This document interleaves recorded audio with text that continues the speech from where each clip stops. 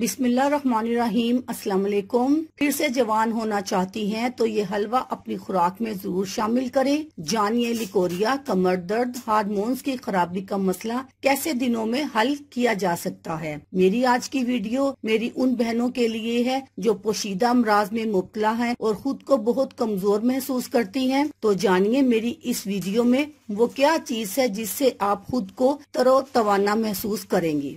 आजकल हर खातून कमर दर्द, हार्मोन्स की खराबी, लिकोरिया की तकलीफ में मुब्तला नजर आती है। ये ऐसी बीमारियां हैं जो किसी भी खातून को दिमाग की तरह अंदर से चाट रही हैं। इससे इंतहा की कमजोरी, टांगों में मुस्तकिल दर्द, कमर दर्द और दूसरे अंदरूनी मसाइल भी जन्म ले लेते हैं। इसके लिए सैकड़ों टोटके भी आजमाए जाते हैं, दवा इलाज भी किया जाता है, लेकिन ये तकालीफ किसी तरह भी जान नहीं छोड़ती। लेकिन हम यहाँ इन तमाम मसाइल का बहुत ही आसान और सस्ता हल लेकर आए हैं, जिसके इस्तेमाल से आप दिनों में अपने आप को दोबारा जवान महसूस करेंगी। नारियल को खाना मामूल बनाना सेहतमंद हड्डियों और दांतों की नशोनुमा की मुआवनत करता है। ये जिस्म की कैल्शियम और मैग्नीज जज़ब करने की सलाहियत को बेहतर करता है, जिससे हड्डियों की सेहत भी बेहतर होती है। ये हड्डियों के भुरभुरेपन का खतरा कम करता है। नारियल में मौजूद अज्जा जिस्म पर उम्र बढ़ने के मुरतब होने वाले असरात के खिलाफ मुजाहमत करते हैं और इस रफ्तार को सुस्त करके